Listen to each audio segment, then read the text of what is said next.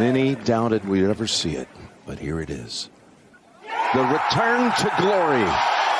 McDavid stops up. What a move. Shoots. Scores!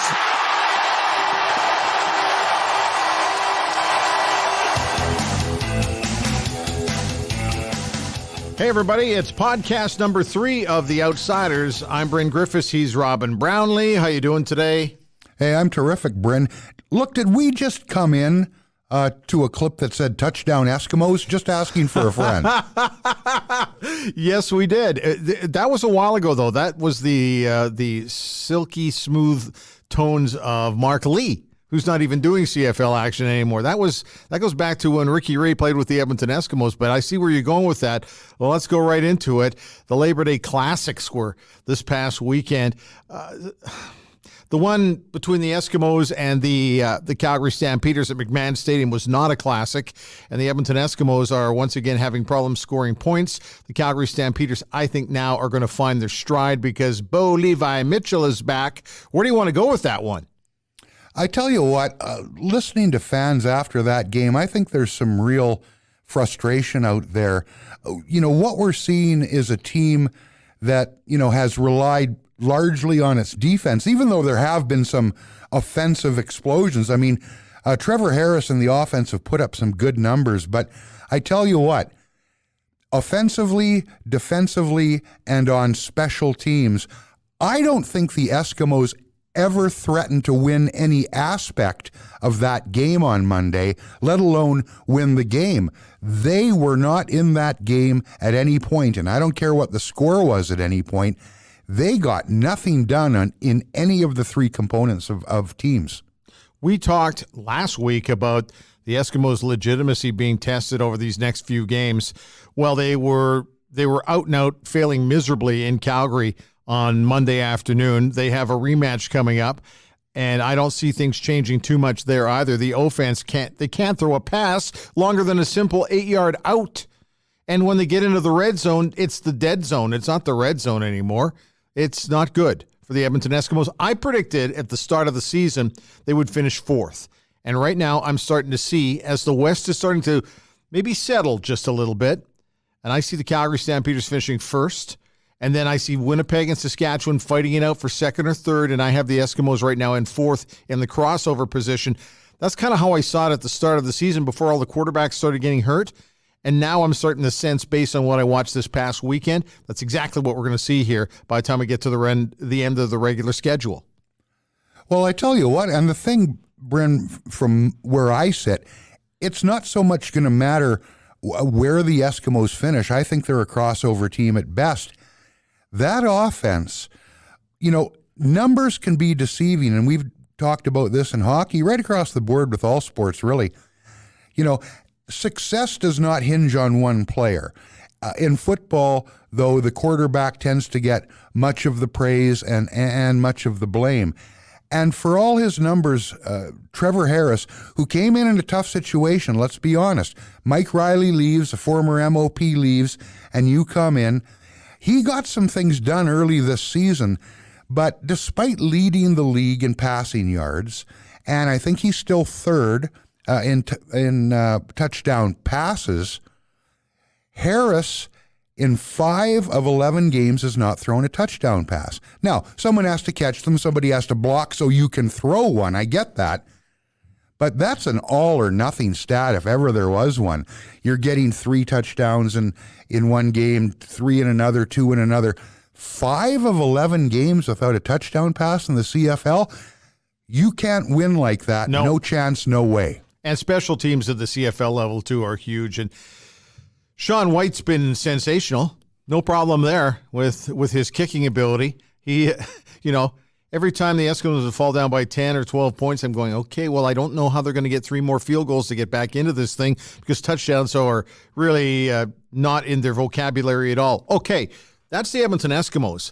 Let's take a look at the opposition. The Calgary Stampeders, who've been very competitive with Arbuckle in, but now they've got Bo Levi Mitchell back. And the word was, well, we'll see how rusty he is.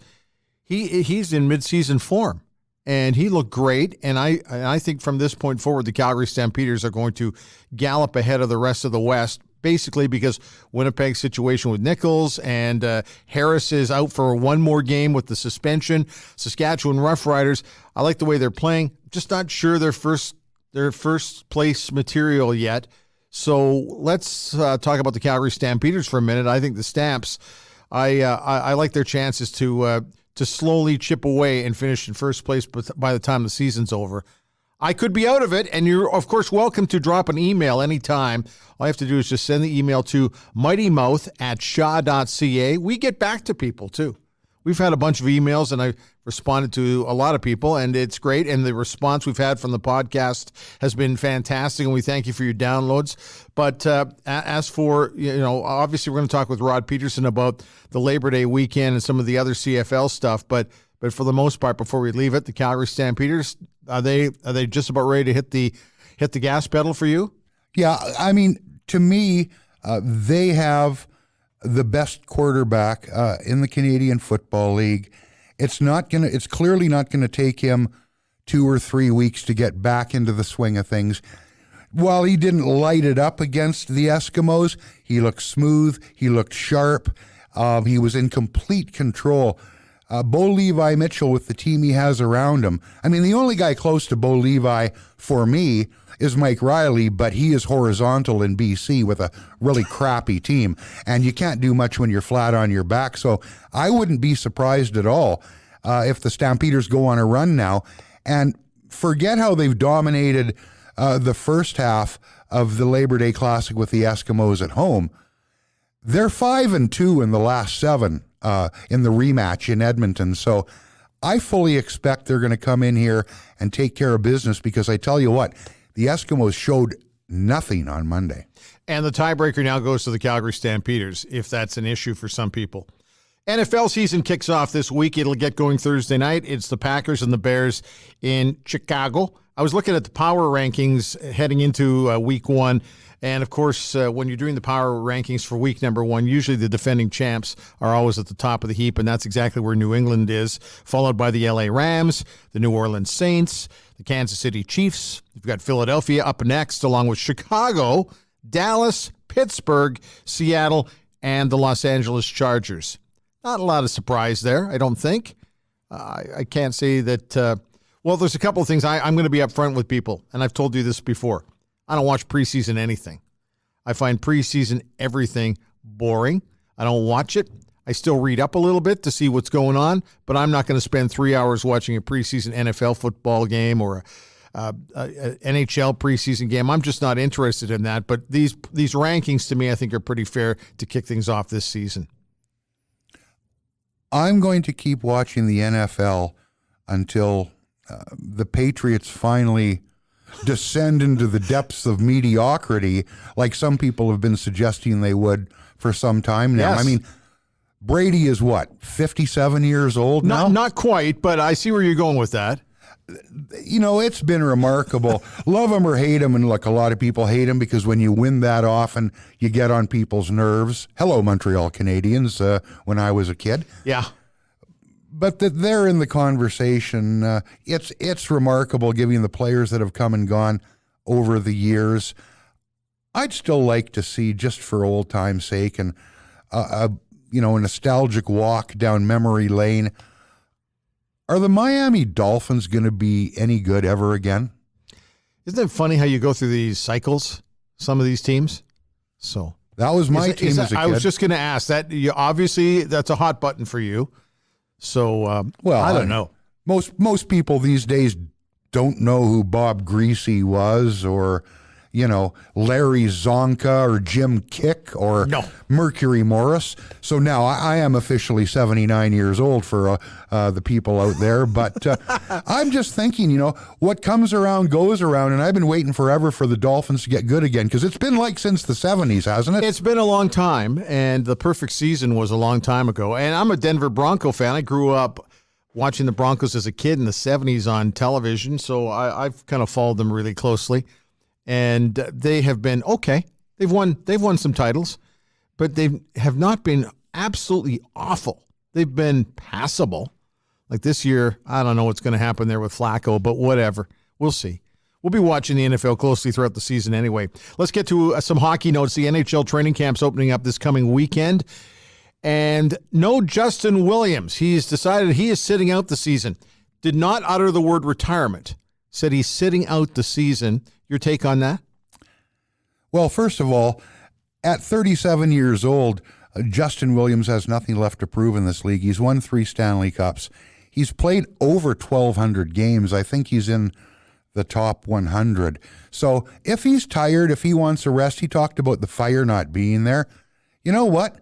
Kick back and relax. And if somebody wants to throw you an offer that sounds interesting, at some point during the season for a playoff push and you're still in shape playing down at the local arena with the senior league guys or whatever you do when you're Justin Williams, go for it. Otherwise, hey, rest up and enjoy the rest of your life because, man, when you've played that long, you've earned it. This takes us back to what we talked about last week with the Andrew Luck situation in Indianapolis about the fact that some people were pissed off because he just up and packed it in because he thought it might be more important to make sure that I can walk with my kids, be able to carry my grandkids, be able to remember the names of my kids and my grandkids when I hit 60. I don't think fans can say anything they want about the way a guy plays on the field.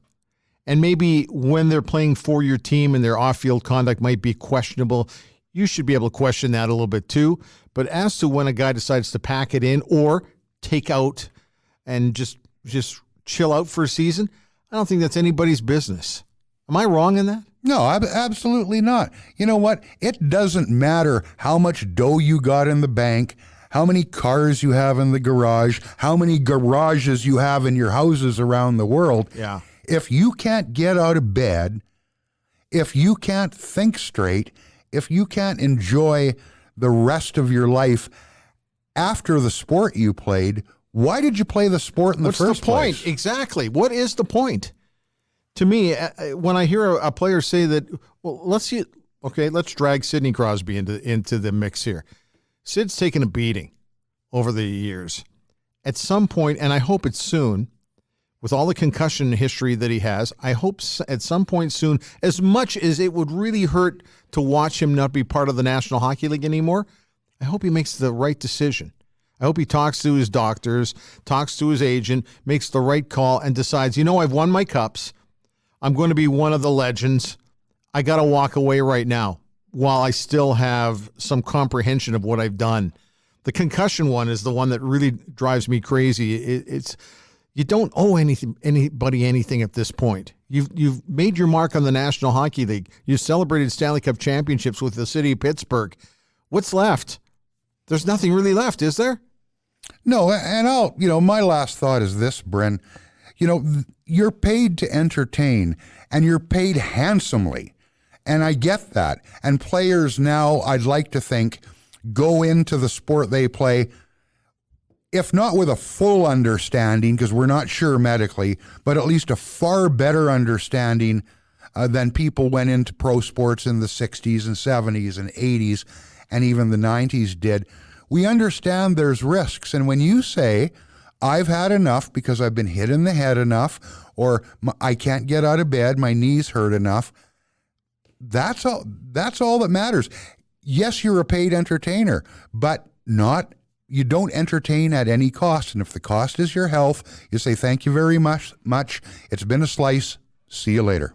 When I was growing up, my mom was a huge tennis fan. So through the 70s, we always got up early and watched Wimbledon, and I enjoyed it. It was fun. It was fun to watch with my folks who were both tennis fans, but my mom was the biggest one. So to be able to watch Bjorn Borg, Chris Everett, Elin Nastasi, John McEnroe, Jimmy Connors, Martina Navratilova, the list is long. And I used to enjoy watching tennis back in the day. Then I kind of disconnected for a little while. But all of a sudden now we have these Canadians that are basically coming up. And we've had some pretty solid names appear on behalf of Canada. But all of a sudden we've got Bianca Andreescu, and she's rolling at the U.S. Open at the time of us taping today. And she has a favorable route to get all the way to the final. We'll see if she does. But for me, The one thing she's got that the other Canadians, and I'll even say Milos Raonic is one, Denis Shapovalov is another one, for example, on the men's side. They're competitive. They've got the skill level, but they need to have a little. They have to be a little more. What's the word I want to use? They're so likable. I have no problem at all. My favorite player was John McEnroe, and he was not the most likable player on the planet. But I like the fact that Bianca's got a little bit of an edge to her, and I think that edge might be just enough to push her into the upper echelon when it comes to tennis players who've come out of Canada. I watched the match last night. I thought she was fantastic. Well, she's got a little bulldog in her, that's for sure. Yeah. And I like that. You know what? To be honest, Bryn, I'm not big on the whine and complain and throw the racket stuff. I was entertained by McEnroe. The guy who was absolutely haywire was Ilie Nastase. Yeah, he was a nut bar. When he lost grip, he lost it big time. Oh, yeah. McEnroe became a bit of a whiny caricature of himself. He was a great player, don't get me wrong. But I used to love it when a smoothie like Bjorn Borg, who never had a tantrum that I recall, was dominating. But with the Canadians, to get the last great woman that I remember watching, and really her time at or near the top of the game as far as Canadians go, was a long time ago now. Helen Kelsey, Hurricane Helen. She had some fire, and so I'm enjoying watching this young woman play. She gained some prominence a week or 10 days ago. I think this is the first time a Canadian woman has reached the quarterfinals. I think it was Jack Michaels, the Oilers play-by-play guy, who's a big tennis buff, said it had been 27 years since a Canadian had reached the quarters at the U.S. Open. So that tells you right there. Shapovalov is entertaining. Can he take the next step? I think these two kids right now at the top may be the best thing Canada's had in some time. We've had some other players come and hover around the top, but I don't know that they've managed to sustain that and win the big tournaments. Still to happen for these kids as well, but at least there's some buzz out there. All I can say is this. Some people have said, well, how can you watch tennis? And I go, I like all sports, but I'll tell you right now, if you're wearing a Maple Leaf, if you're in a Tiddlywinks championship, some of you might have to Google Tiddlywinks or marbles. But if you were representing Canada in lawn bowling or any of these other sports, fringe sports, we'll call them that because it's kind of what they are. If you're wearing the Maple Leaf and you're getting close to the finals, I'm watching. I'm going to watch because I'm curious. And I'm going to watch because I want to cheer on Canada. That's how it works for me. I hear you. Hey, look, you mentioned something. I want to swing over to something else. When you mentioned fringe sports, Max Kellerman, a fella I respect as a boxing commentator on ESPN, I saw a clip of him in the last day or two where he said track and field is not a real sport. Athletics? I tell you what, I've watched Max a fair amount on TV in the boxing game, and he knows his stuff, but I don't know if he was having a bad day or what. How can people who are involved in track and field, not be true athletes and it not be a real sport? I mean, is there anything more purely athletic than watching somebody run a 100 or a 200 or the hurdles or high jump? I mean, that's your body and nothing else. You're not driving a car. You're not throwing a ball. You're running and jumping. I mean, they are some of the best athletes on the planet in my way of thinking. So Max, lame take from where I'm sitting, pal. Usain Bolt is not, it was him against the clock. It was him against his competitors. There's no way to candy coat that. I'm with you. It's the purest of all the sports. It's also the one that goes back probably. Well, I don't know. We'd have to take a look. We'd have to go back to Mount Olympus. Is it like the first real, I was there. No, but I mean, here's the thing, Brent. I'm with you. He should probably just stick to what he knows. Well, mind you, here we are blabbering on about all sorts of different sports, but everybody's got an opinion. He's entitled to be able to say it. Sure. But come on, really? He said track and field stars are usually failed football and basketball players, and that the best athletes go into basketball and football. A lot of good athletes go into basketball and football because there's big money there. But I don't think track and field stars are usually failed football and basketball players. Man, if you're a world-class athlete in any sport, you probably haven't jumped to it later in life deciding, well, you couldn't hack it as a football player. I mean, you're running track as a youngster if that's what you're gonna do. So I'm not, like I say, I don't know where he's coming from. It draws eyes, it draws clicks, but again, I don't get how you can say track and field people aren't great athletes and it's not a real sport. Well, coming up next, we're going to talk to a guy that you and I have known for a very, very long time, and that is Rod Pederson, who was the longtime voice of the Saskatchewan Roughriders and also the longtime voice of the Regina Pats of the Western Hockey League. Rod's been around for a long time, also has some strong opinions on some things. We were going to get his thoughts on all the Labor Day matchups this past weekend, his thoughts on what's going on with the CFL. And he's got some other ventures and some other projects too. So when we come back, Rod Pederson joins us right here on The Outsiders. Pro-Am Sports is Edmonton's home for sports and entertainment memorabilia, featuring unique collectibles and apparel. We've got you and your fan cave covered. Pro-Am Sports, located in Edmonton at 12728 St. Albert Trail and proamsports.ca.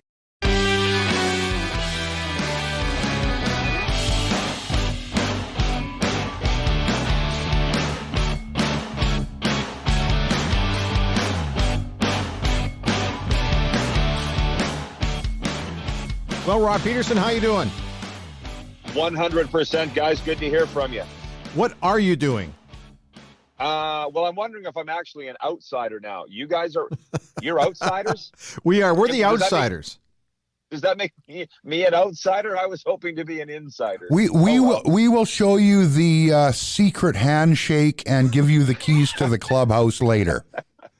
Okay, sounds good. If I can climb up to the treehouse. Thank you, guys. Well, what we're finding is you can be outsiders with insider stuff, but still be on the outside and have more fun. Isn't it great?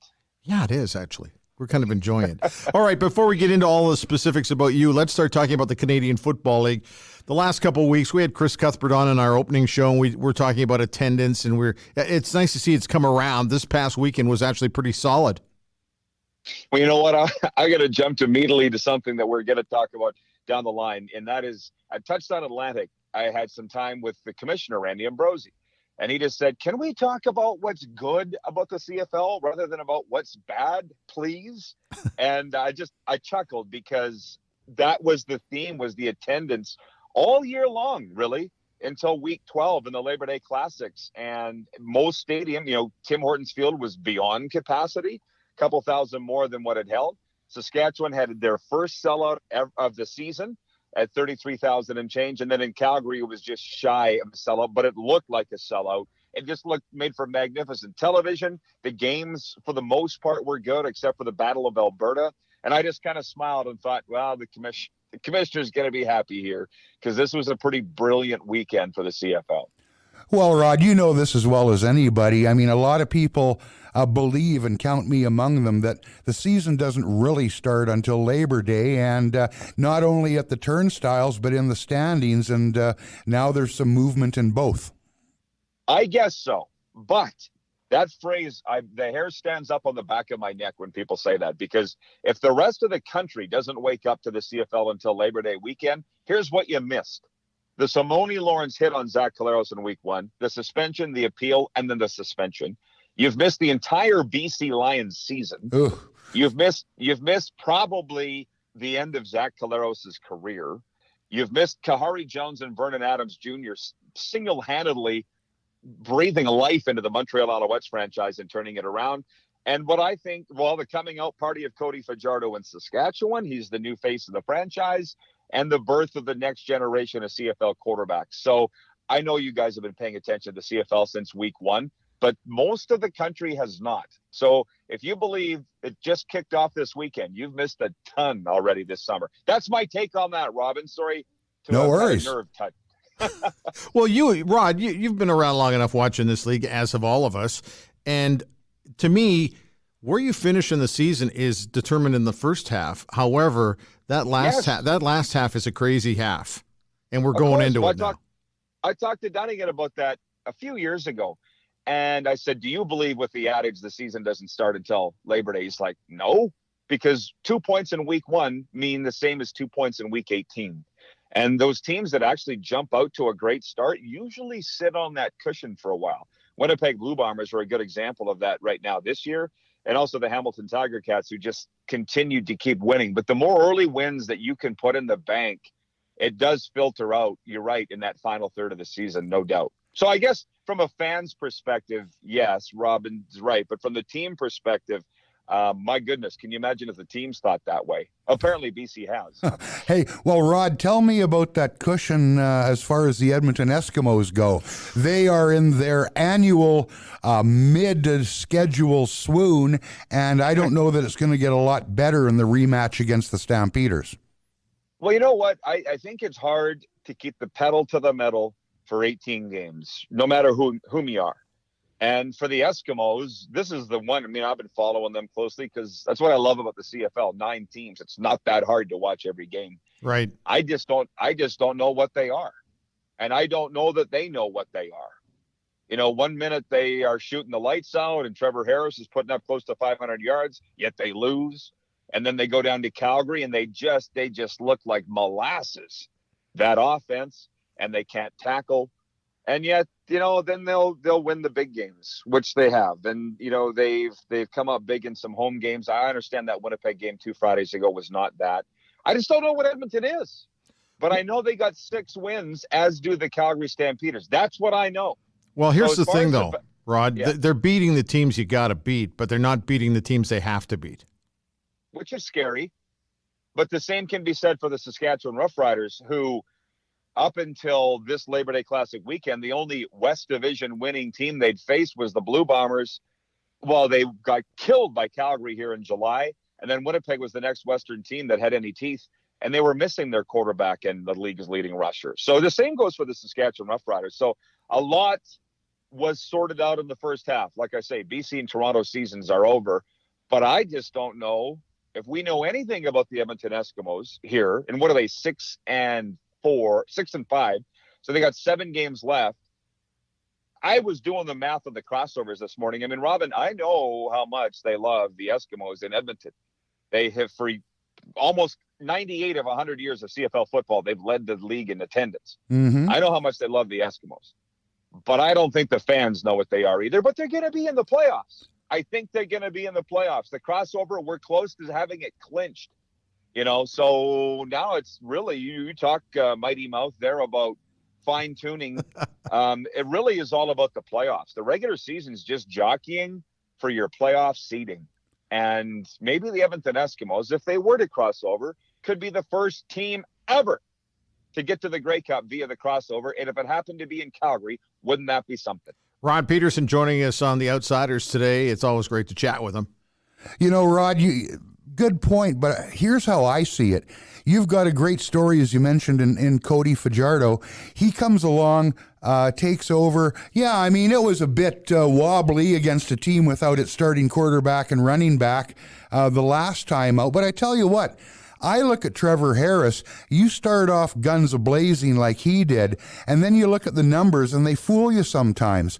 I mean, here's a guy who leads the league in passing yardage. I think he's still third in touchdown passes, but in 5 of 11 games, he hasn't thrown a single touchdown pass. It's like all or nothing with him right now. Well, and you know what? That's why Ottawa did not back up the Brinks truck for him.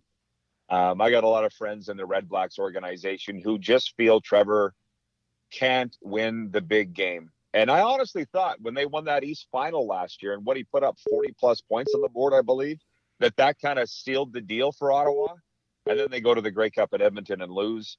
But, you know, going into free agency, Trevor Harris said he wanted to re-sign in Ottawa. The Red Blacks said they wanted him. Next thing you know, he's wearing green and gold. I'm like, what the hell happened? And I just realized that Ottawa wasn't sold on him for whatever reason. And who knows him better than them? So I love the kid. Yeah. Pardon me? I was just going to say, I had lunch with A.J. Jakubic, the voice of the Red Blacks last week, and I said, well, what do you think about Trevor Harris? And he said, look, the problem he had last year was once he got in close, it was a field goal. And we're seeing the exact same thing here now in Edmonton. Right. And I just don't, Ottawa knows what they're doing. And I'm not just saying that Trevor Harris will never win the big one or he can't be that guy, but he's kind of displaying the traits in Edmonton that he displayed in Ottawa. And I don't know what the Eskimos are paying him. It just seemed to me that Ottawa wasn't going to pay so much for a guy that they didn't necessarily believe in. However, who knows him better than Jason Maas and Brock Sunderland? I think, from what I understand, Brock had a big hand in getting Trevor to Ottawa in the first place. So that's not to say he can't do it, but they got a pretty very good receiving core in Edmonton. We're not going to throw the baby out with the bathwater here. Eskimos are going to be in the playoffs, but you look at that career record of Trevor Harris against Calgary, 0-8-2. Yeah. That should send a shiver down your spine if you're an Edmonton football fan. Well, it wasn't all losses. well, right. No ties in the playoffs. None. I hear you. Rod, it's interesting, too. You mentioned Jason Maas. There is some focus on Jason Maas here. What kind of offense is he calling? I mean, this was a live mic game, and you can hear what's going on out there in Calgary, and people are going, hey, take some shots down the field. They just haven't done that for a club that's rang up the kind of totals they have in a couple of games. They're back to playing it safe and not taking shots downfield, and I don't get it. Well, when you got Javaris Daniels and Greg Ellingson in your lineup, you should be going down the field. I think that you can't take away the defense that they were playing against. That the Calgary Stampeders D, under their new coordinator, Brent Munson, has made a lot of great quarterbacks look very average. And not just this year, but over the years. And I think they took Greg Ellingson and Javaris Daniels out of the game on Monday, and the Stampeders were unable to adjust. That's not to say that they won't be able to adjust down the road or even this weekend in the Battle of Alberta and Edmonton. I had to laugh, by the way, when Terry Jones said this game isn't selling any tickets for the return engagement in Commonwealth. I hope that's wrong. I hope that they get their biggest crowd of the year and that the Edmonton Eskimos have a chance to game plan. And because they got back-to-back opponents, for the same opponent for 2 straight games, that usually favors the team that's home in the second, just like Winnipeg, just like Edmonton. Maybe that's why they do typically win the home game. I think Edmonton's going to change some things up here. They're smart enough to do that.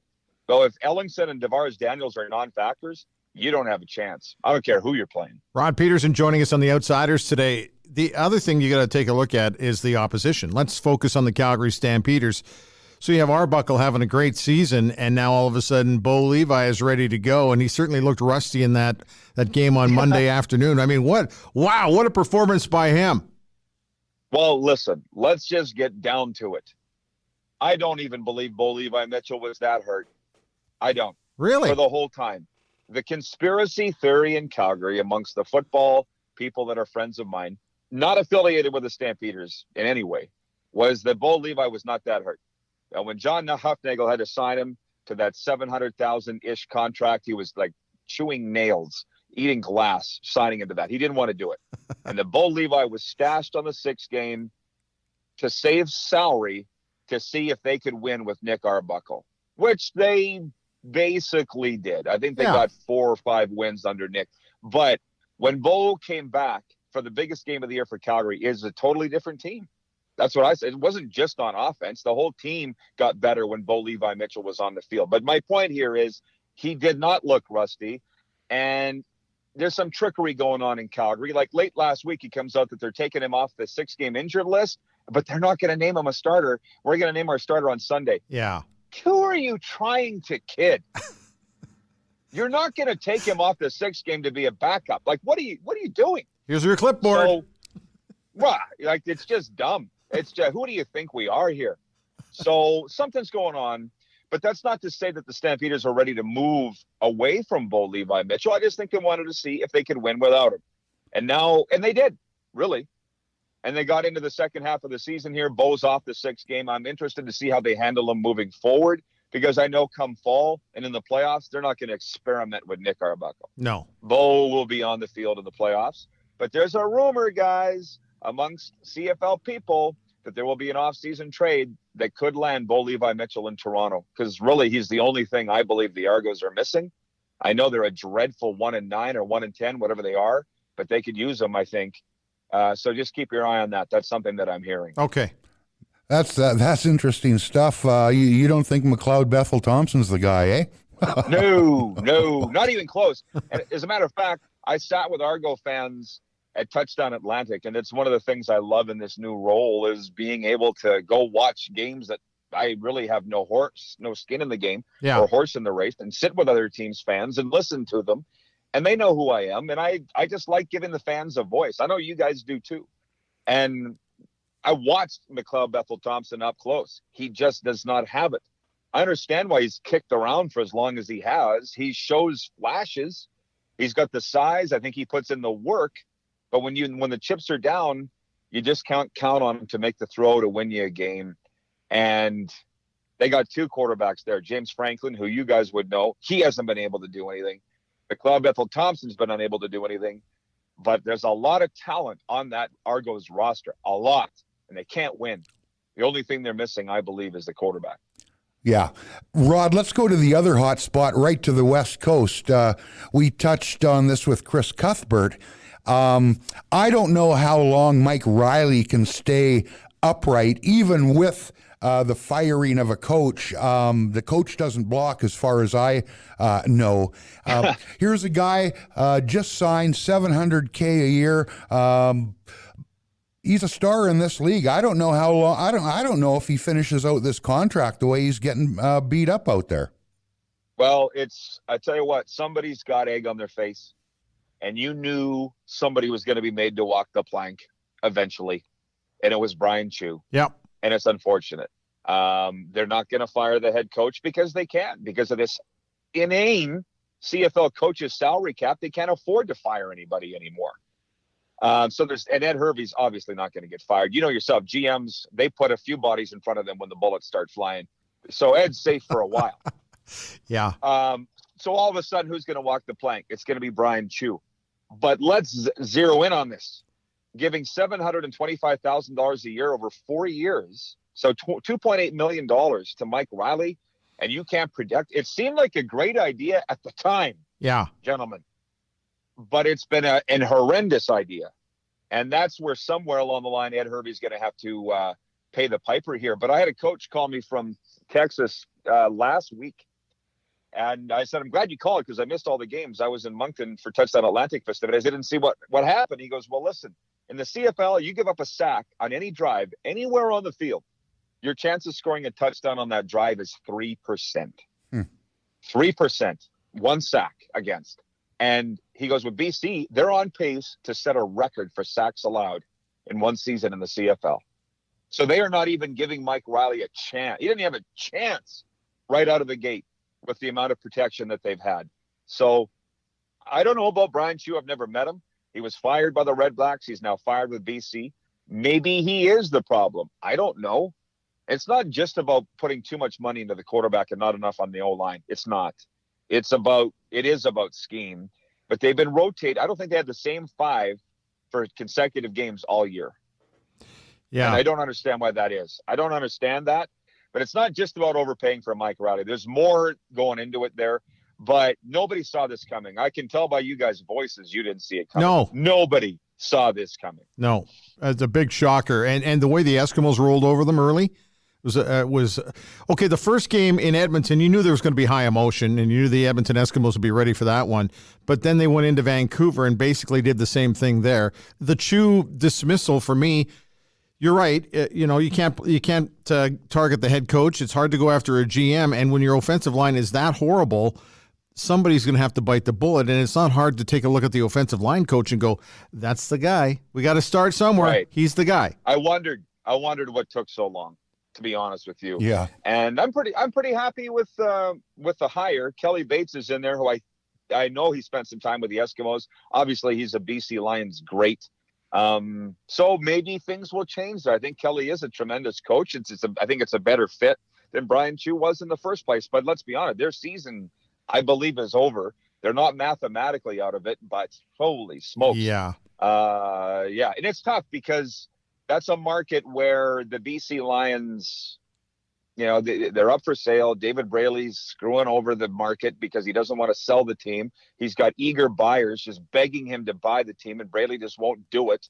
It's not a good situation there in BC. It should be much better than what it is. Rod Pederson joining us on The Outsiders today. Okay, let's move on to some other topics because we're a little tight for time. Let's talk about Touchdown Atlantic. Robin and I love it. We think it's great. What are we waiting for other than the stadium? We're pumped, and we know that area can really support a franchise. At least that's how we feel. You were out there for Touchdown Atlantic. Give us your thoughts from ground zero. It's really simple. After spending some time there, and actually I had a daughter who just moved there, so we're going to be out there a lot. The people in the region are lukewarm to CFL football. That's the number one thing. Really? I was listening on the radio. Yeah, the radio station had a poll. Should the Maritimes get a CFL team? 57% of respondents said yes. Like, could you get a more vanilla response other than 50-50? 57% said yes. So I'm in a room, and I was flown out there to MC events and stuff, which was great. The football people were in the room. They want it. It's just the football people. So my point, Bryn, is everybody needs to be sold on this out there because their taxes are going to go to a new stadium. Sure. Right? Whereas here in Saskatchewan, they're so rabid over this football team. Nobody batted an eye when they paid $280 million for a new stadium. And it is the Taj Mahal of the country and for outdoor stadiums of the continent. Nobody cared here, but that's because they love the Riders so much. Out there, why would they have their taxes go up for a team that they don't even know what it is? They need to be sold on it. And these are some of the things that I talked about with the commissioner, and I've spoken with the Schooners people about. They need to invigorate, stimulate the region with CFL football. Damon Allen went out there, guys. Obviously an Eskimo great, spent 4 straight days. I was with him. He was running pass, punt, and kick contests. He was going to schools. He was talking to kids. It was amazing to see what Damon did on behalf of the CFL. They just got to get on board with it because right now they're not. And so they're not going to vote in favor of a new stadium because it's going to come down to a political football. Elections will be won and lost on the new stadium. I will guarantee you that. That's what happened here in Regina. And the only guy that ran for mayor, the only guy that was pro-stadium won the mayoralty race based on that. 8 other people were opposed to it, and he won. Wow. So it's a sale job. That's my take. And the only thing is, Moncton, beautiful stadium, gorgeous actually, only holds 11,000. I'm like, why can't they throw up 10,000 seats temporary and start playing right now? And they said New Brunswick's just not big enough. Moncton's only 140,000 people. So there's a few roadblocks. I'm starting to think it will happen. These owners have resources. I think you guys know these are the former owners of the Arizona Coyotes. Yeah. Mm-hmm. They've got unlimited resources. And that's the good news. The bad news is that they don't want to pay for a stadium out of their own pocket. That's how they got rich, not spending their own money. So we're following it very closely, obviously. That's interesting, Rod. I'm a bit stunned about the disconnect you talk about. I mean, So was I. There's been talk about, how long has the name Atlantic Schooners been around? It goes back a long way. Now we're talking about, I'm not understanding why the fans don't seem jacked about it. Is this a bad sale job by Ambrosi and the CFL, or is it just a general shoulder shrug out there? I don't get that part. I would have thought they'd be clamoring for this team. So would I. And it was not by the CFL. Ambrosi's taking a little bit of heat for that, but it's not. I believe it's on the Schooners. But I'll give you a great example. In one sentence, this will give you a snapshot of what was wrong. At the tailgate party at which I was at just before the game, a fan came up to me and said, "This is great. 11,000 people. Imagine if they'd advertised it." Oh, we hear that a lot. And I'm like, bingo, bingo, bingo, bingo. That CFL's problem has always been marketing. When you have a tremendous product, which they do, the CFL, but people don't know about it, that's your problem, not the public's problem. I have a 24-year-old and a 12-year-old, Rod, and they don't even know the league exists. Marketing. That's what it's all about. And you got to get the people on their mobile device now. TV and radio isn't just enough anymore. And we can actually swing that around. You mentioned about our new show. We did a poll because we broadcast on Facebook Live daily. Yes. We also have live audio, but it's all digital. And we had a poll a couple of weeks ago. Who's the greatest Canadian of all time? in the CFL history. And two of the options were Russ Jackson and Roger Aldag. Our respondents wrote in and said, who are these guys? We've never heard of them. Exactly. And on one hand, I was enraged. On the other hand, I'm like, yes, we've hit that demographic. We have infiltrated it and didn't even know we were doing it. It's the young people. That's who's viewing our show, is the younger people. So I think we're on to something here, but the CFL, that they need to kind of get with it here. We'll never have the fantasy component that the NFL has. Don't necessarily need to have it. But I just think a little more work needs to be done to hit those people than is currently being done. We're going to lose you here in a couple of minutes, so very, very quickly. So how can people get a hold of you or watch you on your show? It's all on Facebook Live? Yeah, Facebook Live. Just go in the search window and type The Rod Pederson Show. It'll come up. We're live every day, 10 to 12 Mountain. And I think people are fairly familiar with my blog, rodpederson.com. There's live audio every day, right from there. If you don't want to watch it, you can listen at rodpederson.com/listen live. But I think it's worth watching because it's like a David Letterman format. It's like Letterman meets The View meets Sports Center. You know what I mean? The likes of which has never been seen in Canada before. And I think that's one of the reasons why we're shaking things up. Yeah, well, you are. I hear you're going great guns, Rod, and that's good to hear. I want your quick take on something before I get to my last question. Sure. You've been in this, you were in the radio business for a long time. Bryn and I are sitting here in a studio doing our podcast.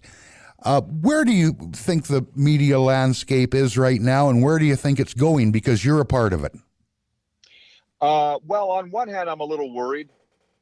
You're seeing a lot of old timers say on Facebook and Twitter, Jim Van Horns, the Mike Hogans, if you know Hoagie, voice of the Argos, formerly Fan 590, that it's the business is in the hands of the bean counters and quality doesn't matter anymore. And, it's cost cutting over talent. And that worries me. But on the flip side, not just in the broadcasting industry, but in life, I also hear that the people are craving authenticity. They don't want to be pissed on their head and told it's raining. Yeah. You know what I mean? Particularly when it comes to their teams, because fans aren't stupid. So where's it going? I was actually ready to turn my back on this business. And when I left the writer job, Bryn called me, and thank you for that, Bryn, by the way. No problem, man. I was done with the business for all the reasons that I've just talked about. And then this opportunity came along with the Rod Pederson Show with the guys that actually own the show and said, this is what we'd like to do. Facebook Live, would you host it? And I said, sure. Here's the conditions, though. I only want to do this. I don't want to do this, this, this, and this, because that would be work. And they said, sure. and so you can go on there and be authentic. For instance, and one TSN guy said to me this summer, nobody's broken more stories in this country in the last 3 to 4 months than you. And I laughed. I don't have to answer to anybody anymore. I don't have to check with anybody before I report something anymore. And I think that's the cachet of what we're doing here is you can be yourself. And I got a lot of former CFLers that come into the studio every week. We kind of do an NFL network style format, but we talk CFL and the guys say, I love it here. I can be myself. Yeah. I can say what I want. So there, Robin, is what's missing in the industry. The teams and the networks have their thumb on the talent. And I talk to fans. Fans can tell when they're being BS'd. Yeah. And they're getting sick of it. So on podcasts you can say bullshit, right? Sorry, you know what I mean. But yeah, I do. I just can't bring myself to do it. It was a stretch to say pissed on. So I guess there's where it is, Robin. Yeah. That's both sides of the coin. People are getting tired with the phoniness that they're getting on the networks and on the radio, the play-by-play broadcasts of teams. And I think they know guys like yourself and me, we're trusted voices. I've been in the business 30 years, since high school. People know that when I'm saying it, they can believe it. And that goes a long way. Well, Rod, you walked me down the garden path right to my next question when you talked about breaking stories. We can't let you go without leaning on you about. Hey, I know you're going to come up with some BS I can't tell you thing, and I get that. Robin, you can say bullshit, by the way. Yeah, I forgot that for a second. Hey, old habits die hard. Absolutely. Yeah. Rod, a lot of people shrugged. I didn't, because I communicated with you when this happened. You got the Ken Holland story, and that was a big deal around here. I know you can't tell us how you got it, although feel free, but talk about that a little. That must have been a kick with all the hockey insiders on the outside on this one. Well, you know, your words in your text to me or tweet have rung in my ear a lot. You said the CFL guy, the football guy, broke the hockey story. Hilarious. And Bryn will understand. I was a little ticked at that because I spent 17 years in the Western Hockey League, Yes. raised in the game. And my dad was a scout in the NHL for 26 years with the Dallas Stars. Like, people forget my background in hockey, I guess, And so I obviously I couldn't tell you where the scoop came from, but it was pretty simple. It was just a guy here in Regina that told me, hey, Ken Holland's going to be the GM of the Oilers. They're doing it today. And I said, can I tweet that? He goes, go ahead. He says, I was a hockey guy. And this province doesn't get enough credit for the hockey province that it is. And Bryn lived here. You understand that. I think every NHL team has a full-time scout here in Regina. There's a ton of hockey people here. So they just came from a hockey person. And then when I started getting bashed by the TSN insiders and the Sportsnet guys and the Edmonton Journal people of the world, I went back to that guy. I said, are you sure about this? Because I'm putting my ass on the line here. And he goes, no, 100%. I'm shocked they haven't announced it yet. They did the contract last night. Okay. Here we go. I left the tweet up, and that was right around the time that you texted and asked if I was confident in it. And I'm like, well, I'll tell you what, if I'm not, we're all going down together. Well done. So that's all it was. It was a guy here in Regina. But the other thing, guys, and I think I told you this, Brent, I work full time in the addictions and mental health world, and I only deal with athletes and people from the entertainment industry. Yeah. So do you think that we might talk about a few things that might come up Absolutely. in the world of pro sports? Yep. So, and these guys don't care if I break a story. So it goes back to the fact that we joke a lot of times on the show. If you don't like what I say, call my boss. Oh, wait, that's me. I am the boss. Hey, listen, we've got a dash. You got a show to do, and thanks for your time. We'll check in with you on occasion if that's all right. This has been fun. I appreciate it, guys. Thanks, Rod. All right, Rod. Thanks, man. Have a good day. Fresh air and fun. Experience it all this summer in a new RV from Carefree RV. Trade up to the perfect bunk model from reputable brands like Winnebago at Forest River. So many floor plans and payments starting at just $53 bi-weekly. Plus, 1 free year of CoachNet warranty on all RVs. Carefree RV opens 7 days a week in Edmonton and Leduc. Online, carefreerv.ca. Carefree.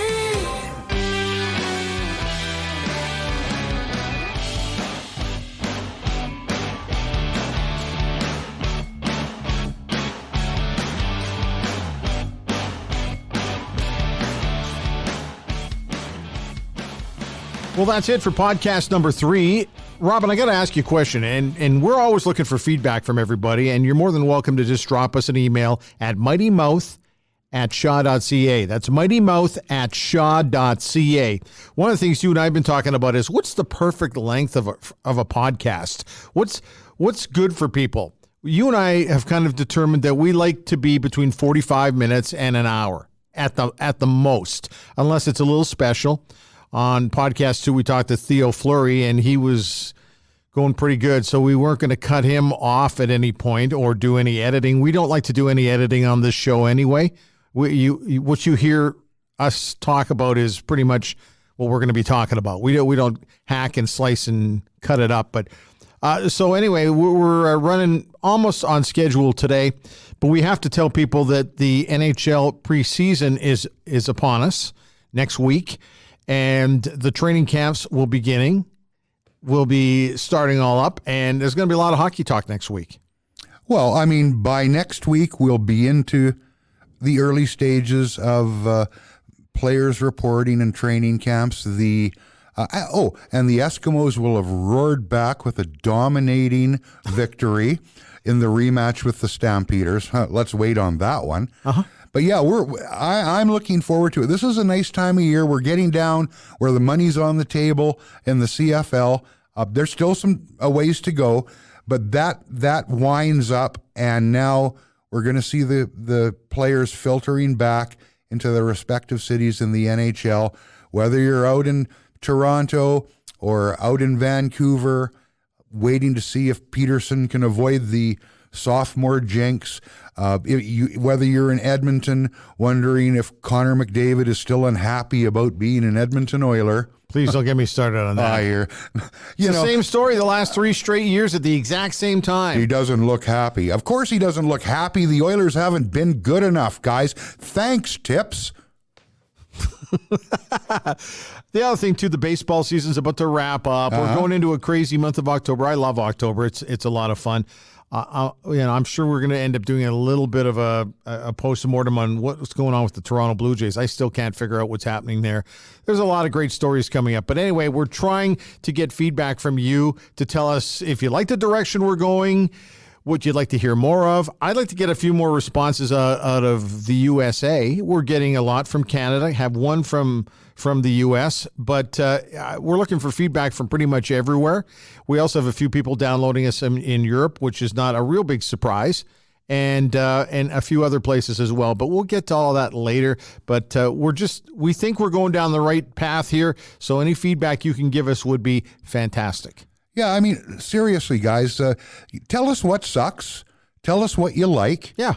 And if you got any suggestions, hey, we're all ears. I mean, it doesn't make any sense to talk about stuff people don't care about. So let us know what you care about, and we'll take it from there. Absolutely. Robin, thanks for your time today. You're more than welcome, pal. Looking forward to next week already. See you then. That's it for the Outsiders for today, and thanks for being with us.